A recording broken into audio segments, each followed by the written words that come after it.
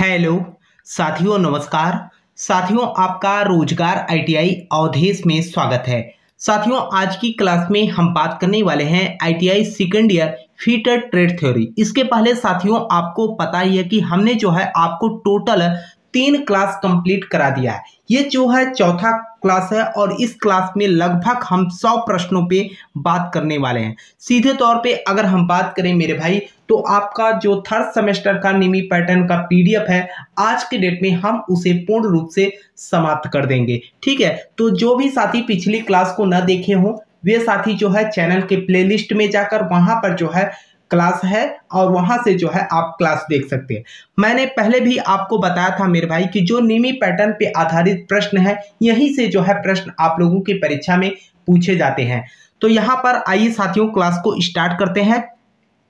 और देखिए, क्लास को स्टार्ट करने से पहले आप लोगों से एक छोटा सा निवेदन भी रहेगा मेरे भाई कि जो भी साथी चैनल पे पहली बार हो, चैनल को सब्सक्राइब कर लीजिएगा और अपने मित्र के पास भी जो है क्लास को शेयर कर दीजिएगा। ठीक है, दूसरी बात यह है कि कई सारे छात्र ऐसे हैं जो बोल रहे थे कि सर निमी वाला ये पीडीएफ हमें कहां से मिलेगा। तो आपको हम बता दें, जो चैनल का नाम है यही जो है टेलीग्राम चैनल भी हमने बना दिया है। आप लोगों के ही कहे अनुसार रोजगार आईटीआई अवधेश के नाम से जो है टेलीग्राम चैनल भी है, उसे आप लोग ज्वाइन कर लीजिएगा। वहां पर जो है आपको हर टेट का फर्स्ट ईयर सेकेंड ईयर का हमने जो है पीडीएफ अपलोड कर दिया है, तो आप वहां से डाउनलोड कर अपनी पढ़ाई कर सकते हो।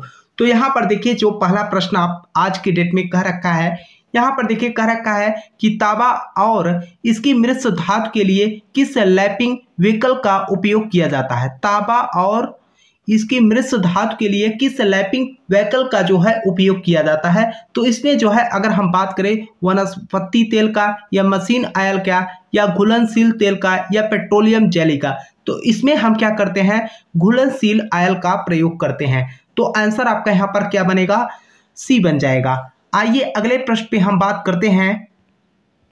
देखिए यहाँ पर आपका अगला प्रश्न क्या कर रखा है, कर रखा है कि लैपिंग टूल का उद्देश्य क्या है। जो लैपिंग टूल यहाँ पर आपको दिखाया गया है, इसका जो है मेन उद्देश्य क्या है, इसके बारे में जो है आपसे पूछ रखा है। अगर हम इस लैपिंग टूल की बात करें तो यह क्या करता है आपका, जैसे देखिए पहला का क्या कर रखा कि ये बाहरी सतह के लिए जो है लैपिंग टूल है या आंतरिक सतह के लिए लैपिंग टूल है। ये जो है बाहरी बेलनाकार सतह के लिए लैपिंग टूल है। तो आंसर आपका यहाँ पर क्या बनेगा, बाहरी बेलनाकार सतह की लैपिंग टूल। तो आंसर आपका यहाँ पर सी बन जाएगा। आइए अगले प्रश्न पे हम बात करते हैं।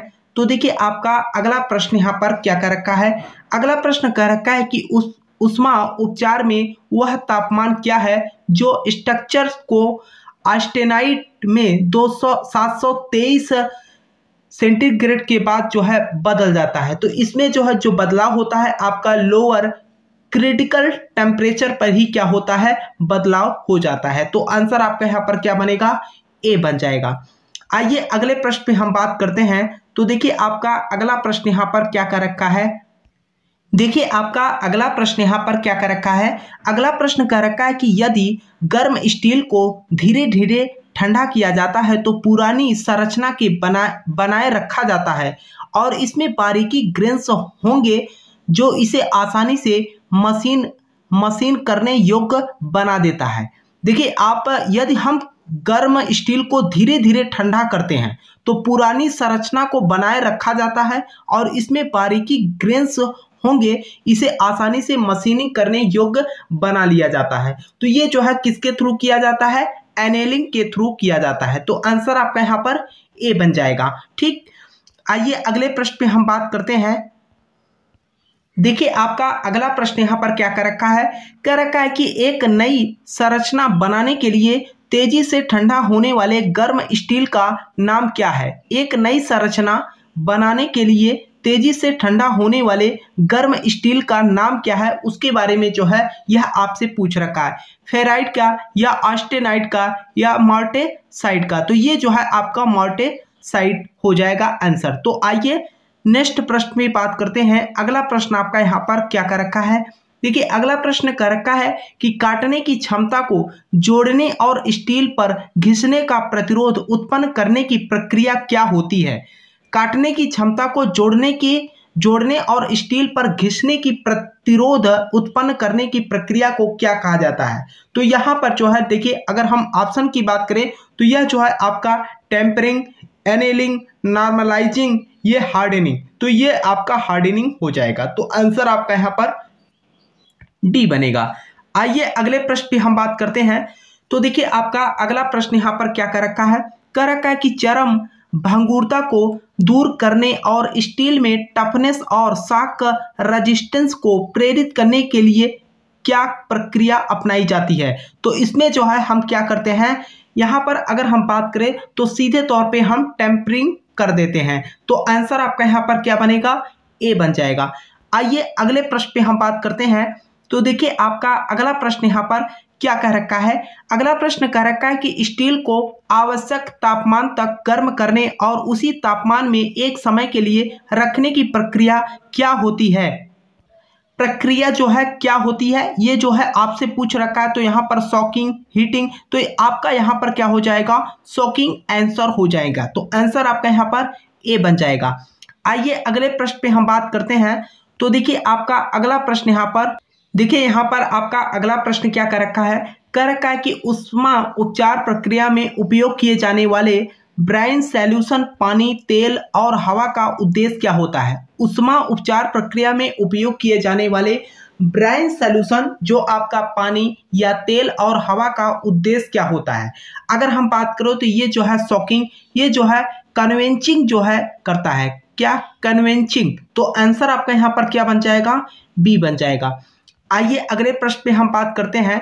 160 नंबर प्रश्न आपका यहाँ पर क्या कर रखा है, कर रखा है विशेष मिश्र धातु इस्पात के लिए कौन सा कन्वेंचिंग मीडिया का उपयोग किया जाता है? कौन सा कन्वेंचिंग मीडिया का उपयोग करते हैं? तो इसमें हम क्या करते हैं, देखिए ब्राइन सॉल्यूशन का या पानी का या तेल का, इसमें हम ठंडी हवा का उपयोग करते हैं। तो आंसर आपका यहाँ पर क्या बनेगा, डी बन जाएगा।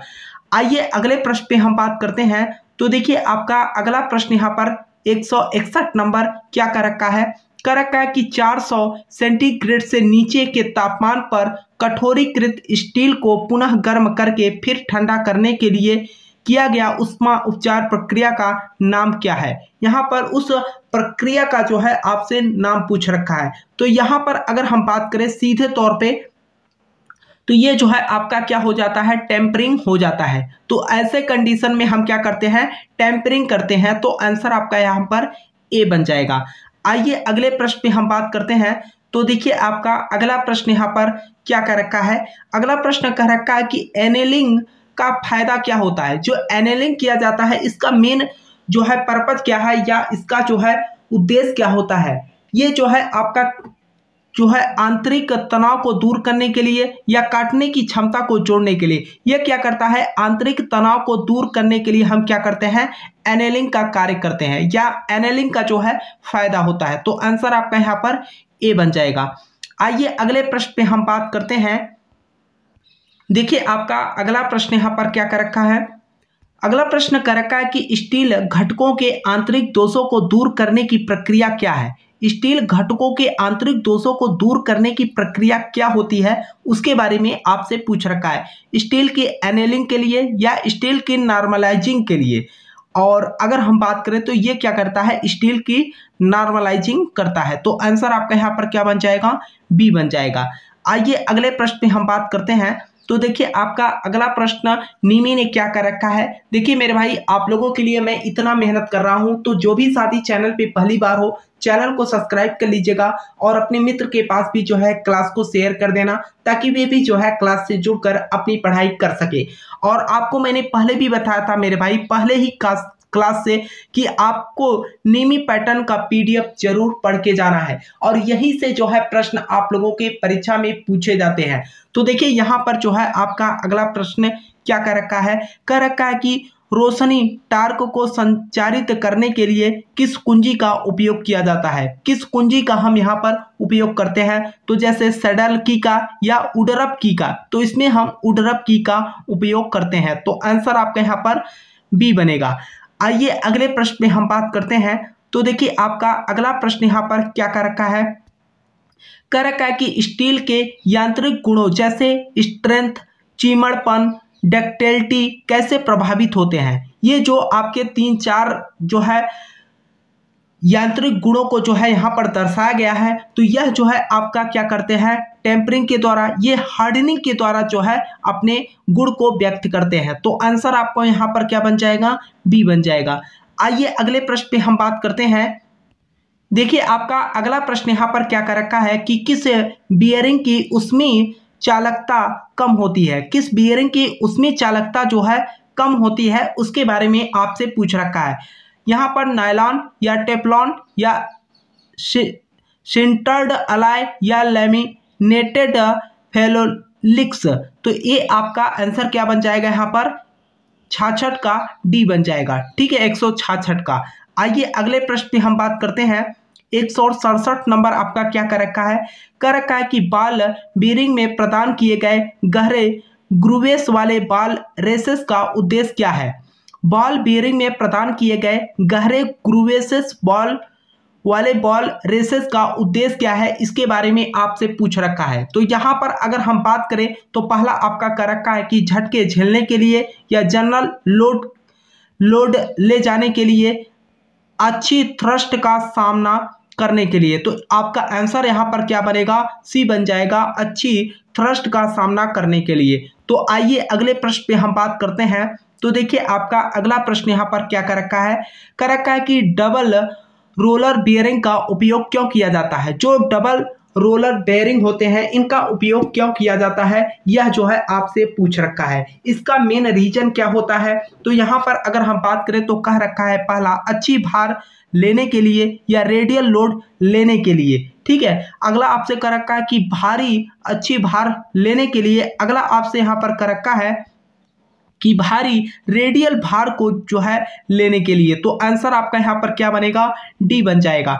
आइए अगले प्रश्न पे हम बात करते हैं। और देखिए मेरे भाई, किसी भी प्रश्न को लेकर अगर आपको कहीं पर भी कुछ भी डाउट होता है तो आप नीचे कमेंट बॉक्स में भी कमेंट कर सकते हो। बाकी जो चैनल का व्हाट्सएप नंबर है उस पर भी आप मैसेज कर सकते हो। ठीक है, यहाँ पर देखिए क्या कर रखा है कि क्यों बियरिंग मटेरियल का गलनांक सॉफ्ट के गलनांक की तुलना में कम होना चाहिए।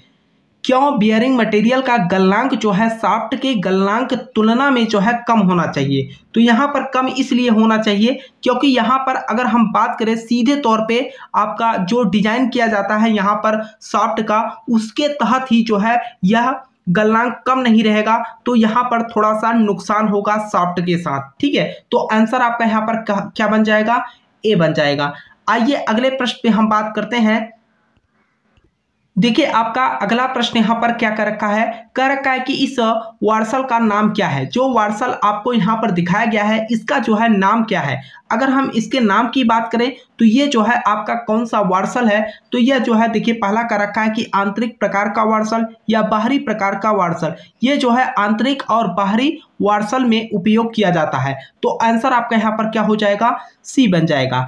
आइए अगले प्रश्न पे हम बात करते हैं। तो देखिए आपका अगला प्रश्न यहाँ पर क्या कर रखा है कि उच्च तापमान और उच्च भार वहन क्षमता पर कौन सा मिश्र धातु बीयरिंग कार्य कर सकता है। उच्च तापमान और उच्च भार वहन क्षमता पर कौन सी मिश्र धातु बीयरिंग कार्य जो है आपका कर सकता है। तो इस कंडीशन में अगर हम बात करें तो कास्ट आयरन या व्हाइट मेटल या कॉपर सीसा मिश्र धातु, ये जो है कैडमियम आधारित मिश्र धातु में हम क्या करते हैं, इसका उपयोग करते हैं। तो आंसर आपका यहाँ पर क्या बनेगा, डी बन जाएगा। आइए अगले प्रश्न पे हम बात करते हैं। देखिए आपका अगला प्रश्न यहाँ पर क्या कर रखा है कि इस धातु की कोटिंग की विधि क्या है। जो धातु की कोटिंग का प्रक्रम यहाँ पर आपको दिखाया गया है, यहाँ पर आप देख सकते हो एक तरफ प्लस एक तरफ माइनस। ठीक है, तो यहाँ पर जो ये प्रोसेस दिखाया गया है ये जो है किसका कोटिंग को जो है दिखाया गया है। तो यह जो है आपका किसको दिखाया गया है, इलेक्ट्रोप्लेटिंग को दर्शाया गया है। तो आंसर आपका यहाँ पर क्या बनेगा, डी बन जाएगा। आइए अगले प्रश्न पे हम बात करते हैं। तो देखिए आपका अगला प्रश्न यहाँ पर क्या कर रखा है कि लंबे समय तक जंग न लगने देना और उच्च पॉलिसी को बनाए रखने के लिए धातु की सतह की इलेक्ट्रोप्लेटिंग में किस धातु का उपयोग किया जाता है।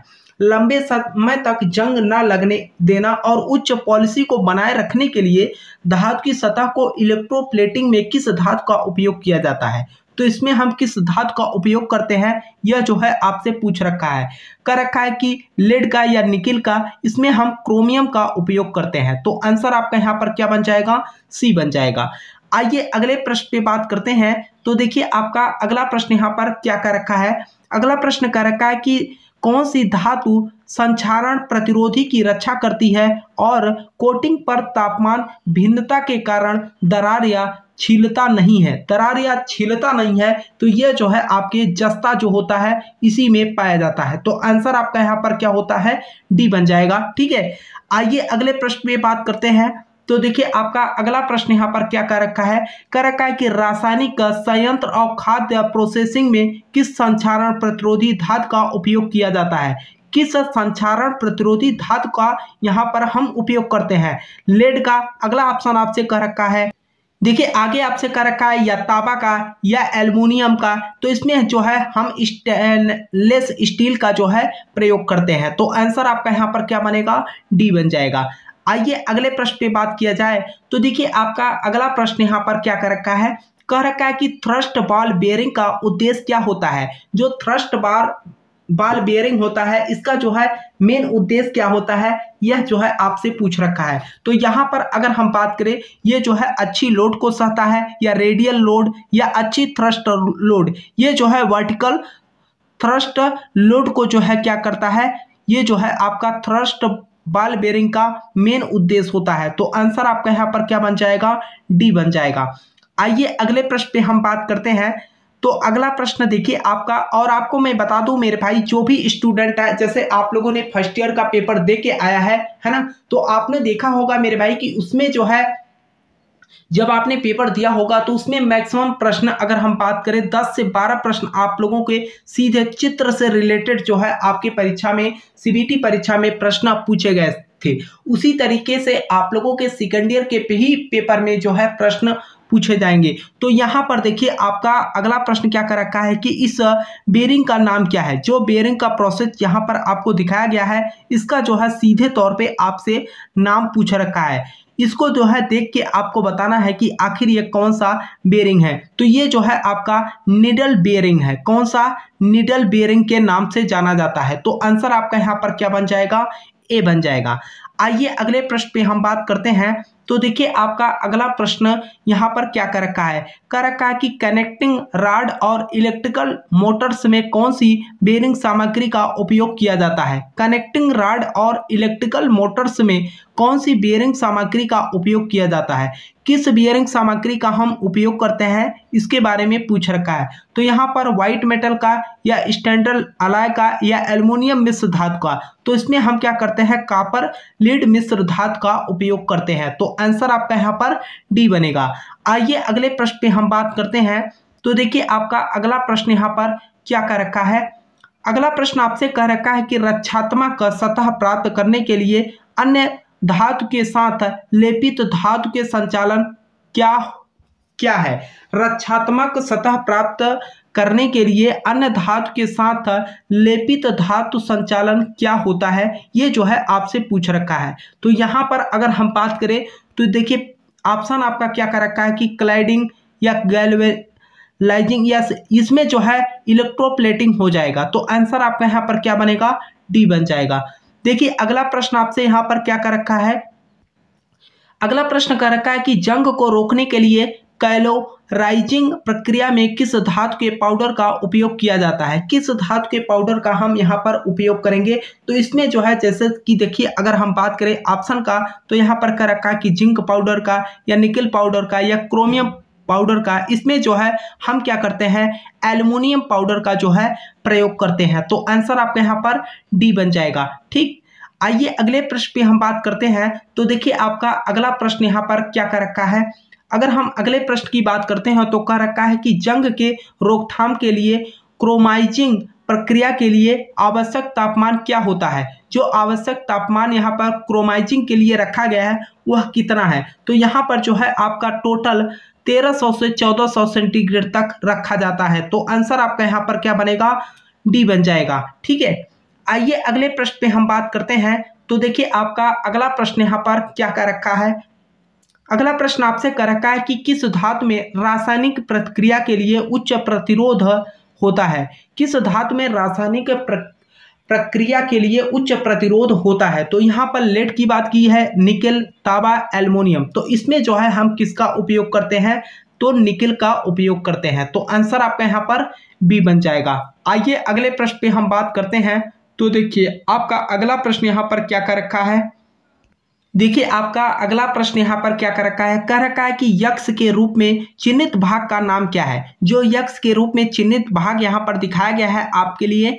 अब यहाँ पर आप देख सकते हो यक्ष के रूप में इस भाग को जो है दिखाया गया है और सीधे तौर पे आपसे पूछ लिया है। और मैंने आपको पहले भी बताया मेरे भाई कि आपकी जो सीबीटी परीक्षा है वहाँ पर जो है मैक्सिमम प्रश्न आपको जो है चित्र से रिलेटेड देखने को मिलेंगे। तो इसमें जो है आपको विशेष रूप से ध्यान देना है। और ये जो आपको यहाँ पर दिखाया गया है आप देख सकते हो यहाँ पर जो है बॉल बेयरिंग का जो है आपको संकेत दिख रहा है। ये जो बेयरिंग का पूरा प्रोसेस दिखाया गया है ये तो आपका बॉल बेयरिंग है, लेकिन ये जो संकेतक आपको दिखाकर बताया गया है कि इसका जो है नाम क्या है ये जो है आपको बताना है। तो ये जो है आपका क्या है, बॉल सेपरेटिंग गेज है। तो आंसर आपका यहाँ पर क्या बनेगा, डी बन जाएगा। आइए अगले प्रश्न पे हम बात करते हैं। तो देखिए आपका अगला प्रश्न यहाँ पर क्या कर रखा है। अगला प्रश्न कर रखा है कि लाइट लोडिंग और कम गति के एप्लीकेशन के लिए कौन सी बेयरिंग सामग्री का उपयोग किया जाता है। लाइट लोडिंग और कम गति के एप्लीकेशन के लिए कौन सी बेयरिंग सामग्री का उपयोग किया जाता है। किसका यहाँ पर हम उपयोग करते हैं, तो इसमें हम कास्ट आयरन का उपयोग करते हैं। तो आंसर आपका यहाँ पर क्या बनेगा, ए बन जाएगा। ठीक, आइए अगले प्रश्न पे बात किया जाए। तो देखिए आपका अगला प्रश्न यहाँ पर क्या कर रखा है। अगला प्रश्न आपसे यहाँ पर कह रखा है कि थ्रस्ट बॉल बेयरिंग का नुकसान क्या होता है। जो थ्रस्ट बॉल बेयरिंग है इसका जो है नुकसान या दोष क्या होता है, यह जो है आपसे पूछ रखा है।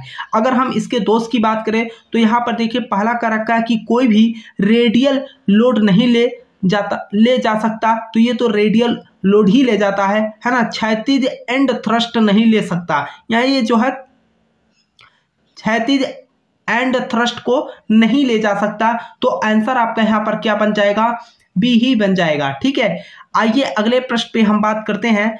तो देखिए आपका अगला प्रश्न, देखिए यहाँ पर आपका अगला प्रश्न क्या कर रखा है, कर रखा है कि बॉल बेयरिंग में क्यों गहरे ग्रूव्स वाले बॉल रेसेस प्रदान किए जाते हैं। यहाँ पर ग्रूवेस जो बने होते हैं ये गहरे जो है क्यों होते हैं, इसके बारे में जो है आपसे पूछ रखा है।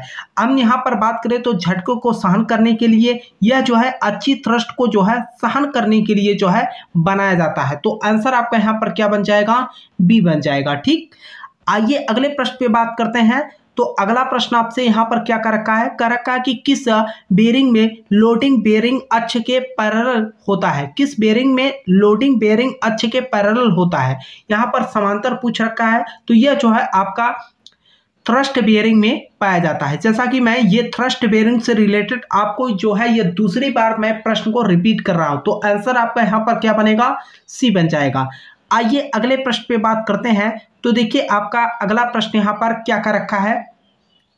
अगला प्रश्न कर रखा है कि हार्ड जर्नल के लिए कौन सी बेयरिंग मटेरियल का सबसे उपयुक्त यहाँ पर, या किस मटेरियल का हम यहाँ पर उपयोग करते हैं। कर रखा है कि हार्ड जर्नल के लिए कौन सी बेयरिंग मटेरियल का सबसे अच्छा उपयुक्त माना जाता है। तो इसमें जो है हम क्या करते हैं, एल्युमिनियम मिश्र धातु का उपयोग कर लेते हैं। तो आंसर आपका यहाँ पर क्या बन जाएगा, बी बन जाएगा। ठीक है, आइए अगले प्रश्न पे बात किया जाए। तो देखिए आपका अगला प्रश्न यहाँ पर क्या कर रखा है। अगला प्रश्न आपसे कर रखा है कि किस सामग्री में घर्षण और उच्च सामग्री लागत का कम सहकुशल है। किस सामग्री में घर्षण और उच्च सामग्री लागत का कम सहकुशल होता है। तो ये जो है आपका लाइनन का, ये जो है टेफ्लॉन का जो है, टेफ्लॉन आपका आंसर होगा, टेफ्लॉन। ठीक है, आइए अगले प्रश्न पे हम बात करते हैं। तो देखिए आपका अगला प्रश्न यहाँ पर क्या कर रखा है। अगला प्रश्न कर रखा है कि उच्च अच्छी थ्रस्ट लोड लेने के लिए किस प्रकार की बेयरिंग का उपयोग होता है। उच्च अच्छी थ्रस्ट लोड लेने के लिए किस प्रकार की बेयरिंग का हम उपयोग करते हैं। रोलर बेयरिंग, अगला ऑप्शन आपका, अगला आपका यहाँ पर कर रखा है कि टैपर्ड रोलर बेयरिंग। तो आपका आंसर यहाँ पर टैपर्ड रोलर बेरिंग ही हो जाएगा। आंसर आपका यहाँ पर क्या बन जाएगा, बी बन जाएगा। आइए अगले प्रश्न पे हम बात करते हैं। तो देखिए आपका अगला प्रश्न यहाँ पर क्या कर रखा है कि इस बेरिंग का नाम बताइए। जो बेरिंग आपको यहाँ पर दिखाया गया है चित्र में, इस बेरिंग का जो है आपको यहाँ पर नाम बताना है। तो यहाँ पर अगर हम बात करें इस बेरिंग का, तो देखिए आप अगर हम ऑप्शन पे जाए तो यहाँ पर देखिए आपका ऑप्शन यहाँ पर क्या कर रखा है, यहाँ पर कर रखा है कि स्लिप्ड बेरिंग, ये जो है सॉलिड बेरिंग के नाम से जाना जाता है। तो आंसर आपका यहाँ पर क्या हो जाएगा, बी बन जाएगा। आइए अगले प्रश्न पे बात किया जाए। तो देखिए आपका अगला प्रश्न यहाँ पर क्या कर रखा है कि इस बेरिंग का नाम क्या है। जो बेरिंग आपको यहाँ पर दिखाया गया है इसका जो है सीधे तौर पे आपसे नाम पूछ रखा है कि इस बेरिंग का जो है आपको नाम बताना है। आप अच्छे ढंग से इसकी जो है चित्र को देखिए और समझ के बताइए कि यह कौन सा बेरिंग है। तो यह जो है आपका कौन सा बेरिंग है, तो ये जो है आपका बॉल बेरिंग, रोलर बेरिंग, ये जो है आपका थ्रस्ट बेरिंग के नाम से जाना जाता है। तो आंसर आपका यहाँ पर क्या बनेगा, सी बन जाएगा। आइए अगले प्रश्न पे हम बात करते हैं। तो देखिए आपका अगला प्रश्न यहाँ पर क्या कर रखा है, अगला प्रश्न आपसे कर रखा है कि इस बेरिंग का नाम क्या है। इस बेरिंग का जो स्ट्रक्चर आपको यहाँ पर दिखाया गया है इसका जो है आपसे नाम पूछ रखा है। अगर हम इस बेरिंग की बात करें तो यह जो है आपका स्लिप्ड बेरिंग के नाम से जाना जाता है, जो कि एक प्रश्न मैंने आपको इससे रिलेटेड करा भी चुका हूं। तो आंसर आपका यहाँ पर ए बनेगा। आइए अगले प्रश्न पे हम बात करते हैं। तो यहाँ पर देखिए सीधे तौर पे ये प्रश्न पूछ रखा है कि यहाँ पर यक्ष के रूप में जो आपको यहाँ पर दर्शाया गया है इसका जो है आपको यहाँ पर नाम बताना है। तो अगर हम नाम की बात करें यहाँ पर, तो ये क्या है, आपका जो है बॉल गेज को जो है दर्शाया गया है। ये बॉल गेज को जो है संकेत किया है। तो आंसर आपका यहाँ पर बी बन जाएगा, बॉल गेज। आइए अगले प्रश्न पे हम बात करते हैं। तो देखिए आपका अगला प्रश्न यहाँ पर क्या कर रखा है, अगला प्रश्न कह रखा है कि किस प्रकार का बेरिंग का उपयोग बहुत भारी रेडियल भार के लिए किया जाता है। किस प्रकार का बेरिंग का उपयोग बहुत भारी रेडियल भार के लिए किया जाता है। तो इसमें जो हम किसके लिए करते हैं, बॉल बेरिंग के लिए या ब्रूस बेरिंग के लिए, नीडल बेरिंग के लिए, तो इसमें जो है डबल रोलर बेरिंग के लिए। तो इसमें जो है हम डबल रोलर बेरिंग के लिए क्या करते हैं, इसका उपयोग करते हैं। तो आंसर आपका यहाँ पर क्या बनेगा, डी बन जाएगा। आइए अगले प्रश्न पे हम बात करते हैं। तो देखिए आपका अगला प्रश्न यहाँ पर देखिए प्रश्न क्या कह रखा है, कह रखा है कि किस प्रकार का बेरिंग अच्छी थ्रस्ट के साथ साथ रेडियल भार उठाने के लिए बनाया गया है। किस प्रकार का बेरिंग अच्छी थ्रस्ट के साथ साथ जो है रेडियल भार को जो है उठाने के लिए उपयोग किया जाता है। तो आइए ऑप्शन को देखते हैं। तो इसमें अगर हम बात करें तो ये जो है आपका एंगुलर कॉन्टैक्ट बॉल बेरिंग हो जाएगा। तो आंसर आपका यहाँ पर क्या बनेगा, डी बन जाएगा। ठीक, आइए अगले प्रश्न पे बात करते हैं। देखिए अगला प्रश्न आपका यहाँ पर क्या कर रखा है, कर रखा है कि किस प्रकार के बेरिंग धातु में स्वयं से जो है स्नेहक होता है। किस प्रकार के बेरिंग धातु में स्वयं से जो है स्नेहक का जो है कार्य करता है। तो इसमें जो है जो आपके स्टैंडर्ड अलाय होते हैं उसी में जो है आपका स्नेहक का गुण भी पाया जाता है। तो आंसर आपका यहाँ पर क्या बनेगा, बी बन जाएगा। ठीक है, आइए अगले प्रश्न पे हम बात करते हैं। तो देखिए आपका अगला प्रश्न यहाँ पर क्या कर रखा है, 200 नंबर का प्रश्न आपका यहाँ पर क्या कर रखा है, कर रखा है कि सीमित जगहों में किस बेरिंग का उपयोग किया जाता है। जहां पर जगह कम होती है वहां पर हम किस प्रकार के जो है बेरिंग का उपयोग करते हैं। तो वहां पर हम नीडल बेरिंग का उपयोग करते हैं। तो आंसर आपका यहाँ पर क्या बन जाएगा, ए बन जाएगा। ठीक है, आइए अगले प्रश्न पे चर्चा किया जाए। तो अगला प्रश्न आपका यहाँ पर क्या कर रखा है, देखिए मेरे भाई आप लोगों के लिए मैं बहुत हेल्प कर रहा हूँ, है ना, हर तरीके से आप लोगों के लिए मेहनत कर रहा हूँ मेरे भाई। तो मैं आप लोगों से कहना चाहूँगा जो भी साथी अभी तक क्लास को लाइक न किए हों क्लास को लाइक कर लीजिएगा, और जो साथी चैनल पे पहली बार हो चैनल को भी सब्सक्राइब कर लीजिएगा, और अपने मित्र के पास भी जो है क्लास को शेयर करना ताकि वे भी जो है क्लास से जुड़कर अपनी पढ़ाई कर सके। तो यहाँ पर देखिए जो आपका प्रश्न कह रखा है कि कौन से बेरिंग में लोडिंग बेरिंग अक्ष के समकोण होता है।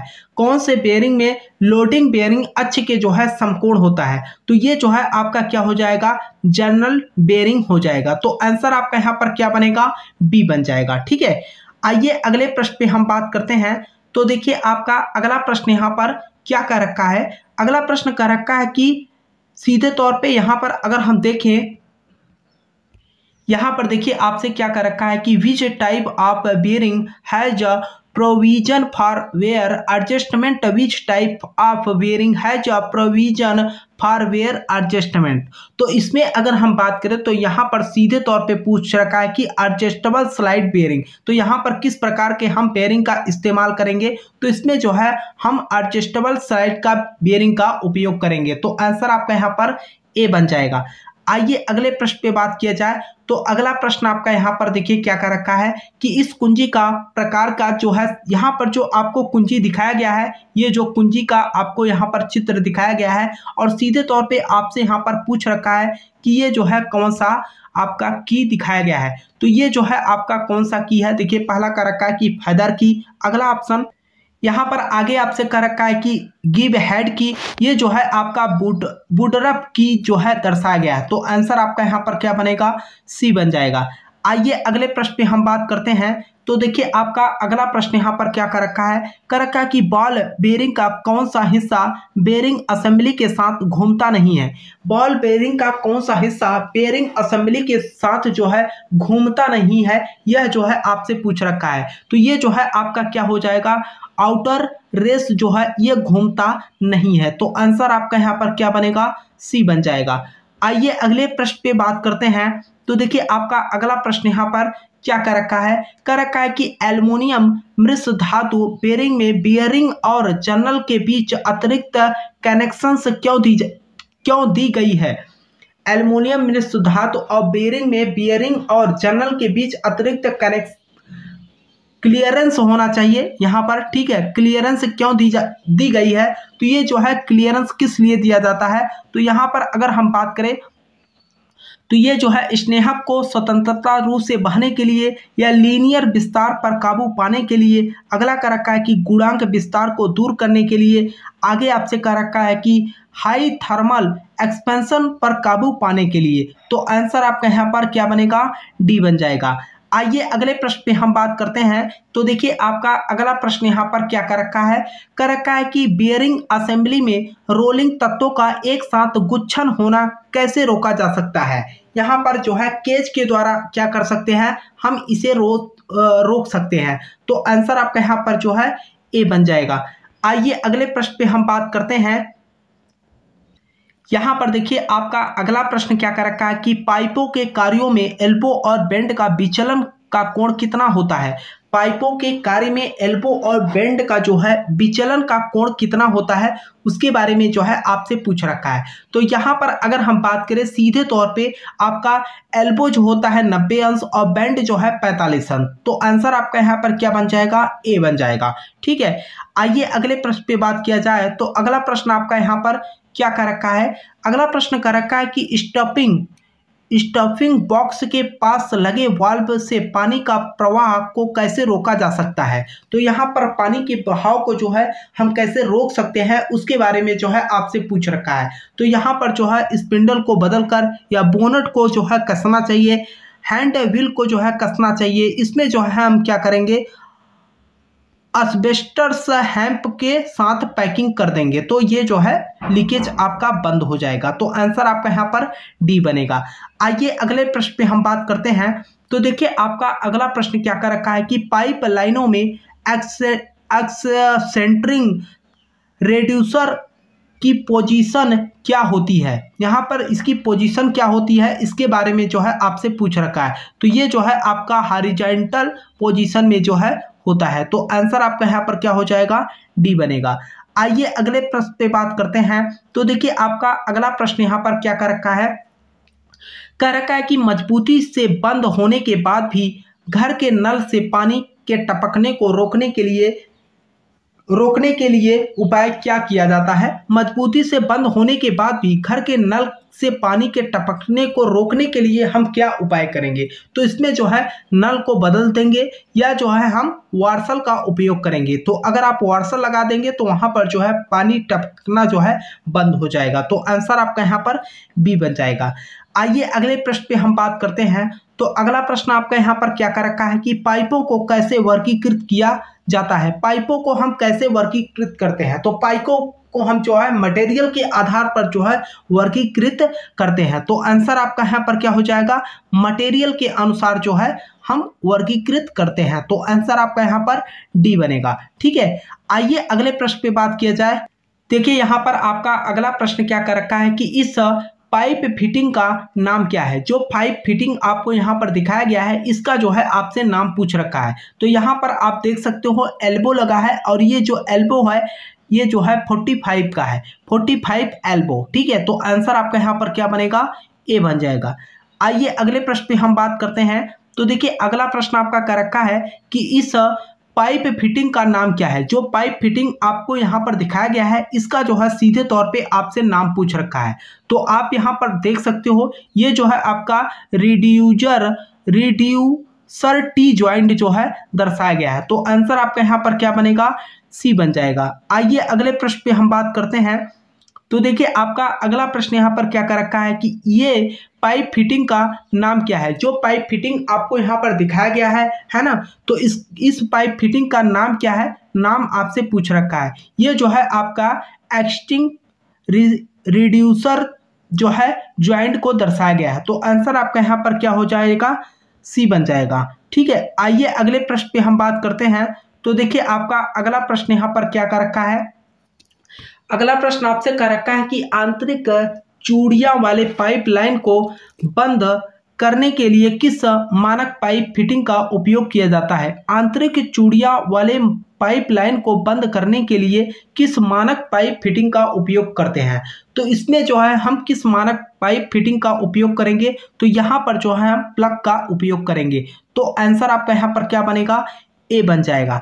आइए अगले प्रश्न पे बात किया जाए। तो अगला प्रश्न आपका यहाँ पर क्या कर रखा है? कर रखा है कि किस प्रकार के रिंच का उपयोग 50 mm से अधिक व्यास के मीटर पाइप के लिए मजबूत पकड़ के साथ कसने के लिए किया जाता है? तो इसमें जो है हम किसका उपयोग करेंगे? चैन पाइप रिंच का हम उपयोग करेंगे। ठीक है, तो आंसर आपका यहाँ पर क्या बनेगा? सी बन जाएगा। ठीक है, आइए अगले प्रश्न पे हम बात करते हैं। तो देखिए आपका अगला प्रश्न यहाँ पर क्या कर रखा है? अगला प्रश्न कर रखा है कि पाइप के जोड़ में भाग यक्ष क्या नाम है? कहने का मतलब जो ये भाग यक्ष दिखाया गया है इसका जो है आपसे सीधे तौर पे नाम पूछ रखा है। तो यहाँ पर अगर हम नाम की बात करें तो ये जो है आपका क्या कर रहा है? हेम्प पैकिंग को दर्शा रहा है। तो आंसर आपका यहाँ पर क्या बन जाएगा? बी बन जाएगा। ठीक है, आइए अगले प्रश्न पे बात करते हैं। देखिए आपका अगला प्रश्न यहाँ पर क्या कर रखा है कि यदि स्पिंडल लगाकर घूम रहा या जिसके गेट वाल्व बंद नहीं हो रहा, इसको ठीक करने का उपाय क्या है? तो इसे हम ठीक किस तरीके से कर सकते हैं? अगर देखें तो यहाँ पर ठीक करने का जो उपाय है, इसे जो है वाल्व बदल दें या ग्लैट नट को कस लें या घिस चुके पार्ट को जो है हम बदल देंगे। जो भी पार्ट यहाँ पर घिस गया है उसे हम आसानी से क्या करेंगे? उसे बदल देंगे। तो आंसर आपका यहाँ पर सी बन जाएगा। आइए अगले प्रश्न पे बात करते हैं। तो देखिए आपका अगला प्रश्न यहाँ पर क्या कर रखा है? अगला प्रश्न आपसे यहाँ पर कह रखा है कि किस प्रकार का पाइप ज्वाइंट 90 अंश पर ब्रॉन्च बनाता है? 90 अंश पर जो है यहाँ पर ब्रॉन्च बनाता है। तो ये जो है आपका टी ब्रॉन्च जो है आपका 90 अंश पे बनाता है। तो आंसर आपका यहाँ पर क्या बनेगा? बी बन जाएगा। आइए अगले प्रश्न पे हम बात करते हैं। तो देखिए आपका अगला प्रश्न यहाँ पर क्या कर रखा है? अगला प्रश्न आपसे कर रखा है कि प्लम्बर टूल का नाम क्या होता है? जो प्लम्बर टूल है इसका जो है नाम क्या है? अगर हम नाम की बात करें तो स्टेप रिंच, ये जो है चैन पाइप रिंच के नाम से जाना जाता है। तो आंसर आपका यहाँ पर क्या हो जाएगा? बी बन जाएगा। आइए अगले प्रश्न पे बात करते हैं। तो देखिए आपका अगला प्रश्न यहाँ पर क्या कर रखा है कि पाइपलाइन प्रतीक का नाम क्या है? जो पाइपलाइन यहाँ पर प्रतीक आपको दिखाया गया है इसका जो है नाम क्या है? ये जो है आपसे पूछ रखा है। अगर हम इसके नाम की बात करें तो ये जो है आपका आंसर क्या बन जाएगा? यहाँ पर रिड्यूसर कंसेंट्रिंग। ठीक है, तो आंसर आपका यहाँ पर डी बनेगा। आइए अगले प्रश्न पे बात करते हैं। तो देखिए आपका अगला प्रश्न क्या कर रखा है कि दृष्टि और सतह के विमान के बीच 30 अंश के कोण का दृश्य पाइप निरीक्षण किस प्रकार का है? यहाँ पर किस प्रकार 30 अंश के कोण दृश्य पर पाइप निरीक्षण किस प्रकार का है? ये जो है आपका प्रत्यक्ष दृश्य परीक्षण है या जो है ये जो है प्रत्यक्ष दृश्य परीक्षण है। तो आंसर आपका यहाँ पर ए ही बन जाएगा। आइए अगले प्रश्न पे हम बात करते हैं। तो देखिए आपका अगला प्रश्न यहाँ पर क्या कर रखा है, कर रखा है कि पाइपलाइन में कंसंट्रेटिंग रिड्यूसर कहाँ उपयोग होता है, कहाँ पर जो है हम इसका उपयोग करेंगे। तो ये जो है वर्टिकल उपयोग किया जाता है। तो आंसर आपका यहाँ पर क्या ए बन जाएगा। आइए अगले प्रश्न पे हम बात करते हैं। देखिए मेरे भाई अगले प्रश्न को करने से पहले आप लोगों से एक छोटा सा निवेदन भी रहेगा कि जो भी साथी चैनल पे पहली बार हो मेरे भाई, ये मैं तीसरी बार बोल रहा हूं, तो आप लोगों से एक छोटा सा निवेदन भी रहेगा कि जो भी साथी चैनल पे पहली बार हो चैनल को सब्सक्राइब कर लीजिएगा ताकि आपको आईटीआई से रिलेटेड हर अपडेट की जानकारी मिल सके। तो यहाँ पर देखिए जो प्रश्न आपसे कर रखा है कि पानी के नल में यक्ष के रूप में चिन्हित भाग का आपसे नाम पूछ रखा है। अब यहाँ पर यक्ष के रूप में जो भाग यहाँ पर दर्शाया गया है, ये जो है भाग आपको पूछ रखा है कि इसका जो है नाम क्या है। ये जो है आपसे पूछ रखा है कि इसका जो है नाम क्या है, जो यक्ष के रूप में यहाँ पर जो है आपको दर्शाया गया है। तो अगर हम बात करें, ये जो है आपका क्या किया गया है, हेडल को दर्शाया गया है, बोनट को या ग्लैटनट को, ये जो है वाल्व सीट को दर्शाया गया है। तो आंसर आपका यहाँ पर डी बन जाएगा। आइए अगले प्रश्न पे हम बात करते हैं। तो देखिए आपका अगला प्रश्न यहाँ पर क्या कर रखा है कि केवल एक दिशा में द्रव प्रवाह की अनुमति देने के लिए किस वाल्व का प्रयोग किया जाता है, किस वाल्व का यहाँ पर हम उपयोग करेंगे। तो इसमें जो है नॉट रिटर्न वाल्व का उपयोग करेंगे। तो आंसर आपका यहाँ पर क्या होगा, सी बन जाएगा। आइए अगले प्रश्न पे हम बात करते हैं। तो अगला प्रश्न आपका क्या कर रखा है कि फिनिश्ड ट्यूबुलर सतह पर किस प्रकार के रेंच का उपयोग किया जाता है, किस प्रकार के रेंच का हम उपयोग करेंगे। इसमें जो है स्ट्रैप रेंच का उपयोग करेंगे। तो आंसर आपका यहाँ पर ए बन जाएगा। आइए अगले प्रश्न पे हम बात करते हैं। देखिए आपका अगला प्रश्न यहाँ पर क्या कर रखा है कि पाइप वाइज कितने मिलीमीटर व्यास के पाइपों को पकड़ने में जो है सक्षम होता है या उसकी क्षमता रखती है। तो ये जो है आपका 63 mm तक क्या कर सकती है, पकड़ सकती है। तो आंसर आपका यहाँ पर सी बन जाएगा। आइए अगले प्रश्न पे हम बात करते हैं। तो अगला प्रश्न आपका यहाँ पर क्या कर रखा है कि ये रिंच किस प्रकार का है। ये जो रिंच आपको दिखाया गया है, ये जो है कौन सा रिंच है पूछ रखा है। तो ये जो है आपका स्ट्रैप रेंच के नाम से जाना जाता है। तो आंसर आपका यहाँ पर बी बन जाएगा। आइए अगले प्रश्न पे हम बात करते हैं। तो देखिए आपका अगला प्रश्न क्या कर रखा है कि चेन रेंच के साथ उपयोग किए जाने वाले पाइप का न्यूनतम व्यास क्या है। चेन रेंच के साथ उपयोग किए जाने वाले पाइप का न्यूनतम व्यास क्या है, यह जो है आपसे पूछ रखा है। अगर हम न्यूनतम व्यास की बात करें तो आपका यहाँ पर जो है 50 mm हो जाएगा। तो आंसर आपका यहाँ पर क्या बनेगा, बी बन जाएगा। आइए अगले प्रश्न में हम बात करते हैं। तो अगला प्रश्न आपका यहाँ पर क्या कर रखा है कि पाइप डाई द्वारा काटे जाने वाले बाहरी पाइप थ्रेड की सीमा क्या होती है। ये जो है आपका जो है 1/4 इंच से लेकर जो है 4 इंच तक होता है। तो आंसर आपका यहाँ पर बी बनेगा।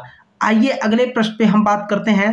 तो देखिए आपका अगला प्रश्न यहाँ पर कर रखा है कि यक्ष के रूप में चिन्हित भाग का जो है आपको नाम बताना है। यहाँ पर जो है यक्ष के रूप में जो ये भाग दिखाया गया है, इसका जो है नाम क्या है। और आपको पता भी है कि ये आपका क्या होता है, जा होता है एक, है ना। तो ये अगर हम बात करें सीधे तौर पे आपसे क्या पूछ रखा है, तो ये जो है आपका एडजस्टेबल नट होता है। क्या होता है, एडजस्टिंग नट होता है। तो आंसर आपका यहाँ पर डी बन जाएगा। आइए अगले प्रश्न पे हम बात करते हैं। तो अगला प्रश्न आपका यहाँ पर क्या कर रखा है कि पाइप के प्रवाह की दिशा को मोड़ने के लिए किस पाइप फिटिंग का उपयोग किया जाता है।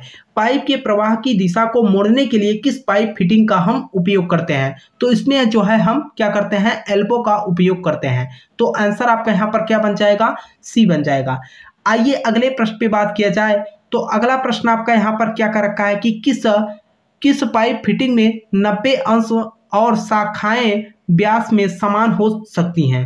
और 90 अंश और शाखाएं व्यास में जो है समान हो सकती हैं, ये जो है आपसे पूछ रखा है। तो ये जो है टी जॉइंट में पाया जाता है। तो आंसर आपका यहाँ पर क्या, ए बन जाएगा। ठीक, आइए अगले प्रश्न पे हम बात करते हैं। तो देखिए आपका अगला प्रश्न यहाँ पर क्या कर रखा है, अगला प्रश्न आपसे कर रखा है कि यह पाइप फिटिंग क्या है। जो पाइप फिटिंग आपको यहाँ पर दिखाया गया है इसका जो है आप नाम क्या है, यह जो है आपसे पूछ रखा है। अगर हम पाइप फिटिंग की बात करें तो ये जो है आपका क्या है, कैप होता है। तो आंसर आपका यहाँ पर क्या बनेगा, सी बन जाएगा। ठीक है, आइए अगले प्रश्न पे हम बात करते हैं। तो अगला प्रश्न आपका यहाँ पर क्या कर रखा है, अगला प्रश्न कर रखा है कि यह पाइप फिटिंग क्या है। ये जो पाइप फिटिंग आपको दिखाया गया है इसका जो है नाम क्या है। अगर हम इसके नाम की बात करें तो ये जो है आपका क्या है, आपका देखिए पहले कर रखा है कि कैम्प्स प्लग कपलिंग, ये जो है आपका रिड्यूसर है। क्या है, रिड्यूसर है। तो आंसर आपका यहाँ पर क्या बनेगा, डी बन जाएगा। आइए अगले प्रश्न पे बात किया जाए। तो अगला प्रश्न आपका यहाँ पर क्या कर रखा है, कर रखा है कि प्रवाह को नियंत्रित करने के लिए किस वाल्व का उपयोग किया जाता है और इसे केवल खुला या बंद स्थिति में रखा जाता है।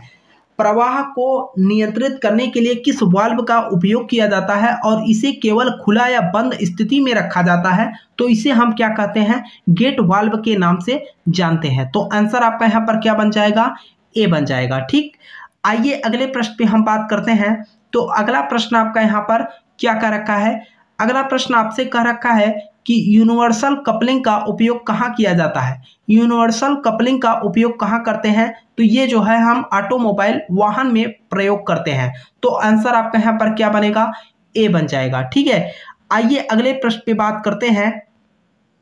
देखिए आपका अगला प्रश्न यहाँ पर क्या कर रखा है कि वाहन प्रोपेलर शाफ्ट पर किस प्रकार के कपलिंग का उपयोग किया जाता है। किस प्रकार के शाफ्ट कपलिंग का हम उपयोग करते हैं, तो इसमें जो है प्लेट कपलिंग का या क्लैप कपलिंग का या स्लिप टाइप कपलिंग का, इसमें जो है हम यूनिवर्सल कपलिंग का उपयोग करते हैं। तो आंसर आपका यहाँ पर क्या, डी बन जाएगा।